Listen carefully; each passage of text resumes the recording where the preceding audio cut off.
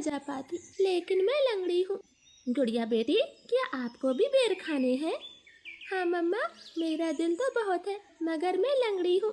मेरी बेटी लंगड़ी है तो क्या हुआ, उसकी माँ तो स्वस्थ है। चलो आज मैं आपको बेरी के पेड़ पर ले जाती हूँ। आप भी जग्गू कुक्कू की तरह डाल पर बैठकर खूब बेर खाना। अब जल्दी चलो। फिर एक टोकरी में गुड़िया को बिठाकर मम्मा चिड़िया भी घर से बाहर चली जाती है।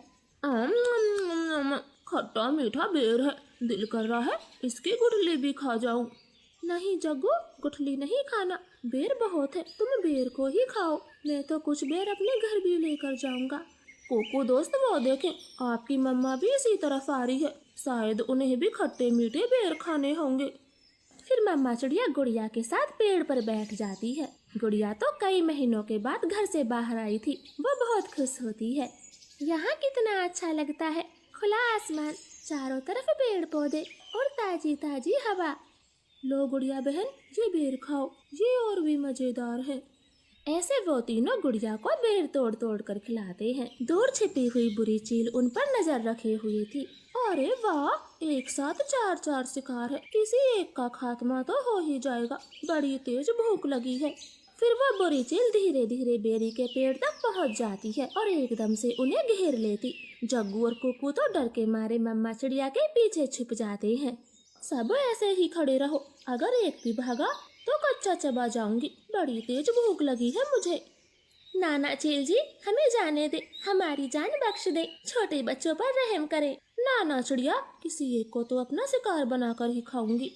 चील उनके सामने बैठी थी। तभी धीरे से जग्गू कौवा कुक्कू के कान में बोलता है, कुक्कू दोस्त, इस चील को गुड़िया को सौंप देते हैं, वैसे भी गुड़िया लंगड़ी है, ये जी कर क्या करेगी, कम से कम हम तीनों की तो जान बचेगी। जग्गू की ये बात सुनकर कुक्कू तुरंत अपनी माँ से बोलता है, मम्मा मम्मा, गुड़िया को यहीं छोड़ दो और चलो यहाँ से, हम अपनी जान बचाते हैं। हाँ भाई, ये भी ठीक है, मेरा काम इस लंगड़ी चिड़िया से ही चल जाएगा, तुम सब चले जाओ। चील ने इतना कहा ही था कि तभी रानो चिड़िया जोर से चील को धक्का मारती है और पेड़ से नीचे गिरा देती। जग्गू कुक्कू, गुड़िया को साथ लेकर यहाँ से भाग जाओ, मैं इस चील को आपके पीछे नहीं आने दूंगी, बेटा जल्दी से भागो यहाँ से।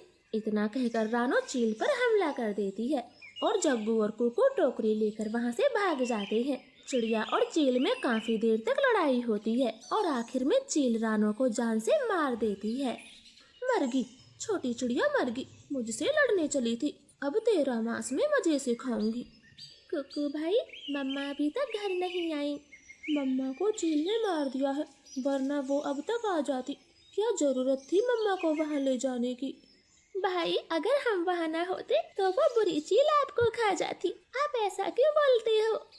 नहीं, हम चील के हाथ कभी ना आते, वो तो तुम साथ में थी, इसलिए मम्मा ने चील से लड़ाई करने की सोची। तुम लंगड़ी थी ना, माँ को तेरी वजह से मरना पड़ा, अब तू ही माँ की हत्यारन है, समझी? ऐसे कुक्कू तो गुड़िया को ही दोषी ठहराता है। अब गुड़िया का ध्यान रखने वाला कोई नहीं था।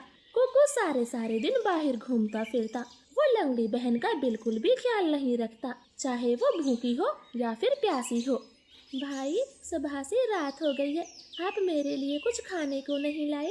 जंगल में भोजन की कमी हो गई है, अपना पेट भरना ही बड़ा मुश्किल है, ऐसे में तेरे लिए दाना कहाँ से लाता? ऐसा बोलकर कुक्कू तो सो जाता है। गुड़िया को पूरी रात नींद नहीं आती, क्योंकि वो तो कई दिनों से भूखी थी।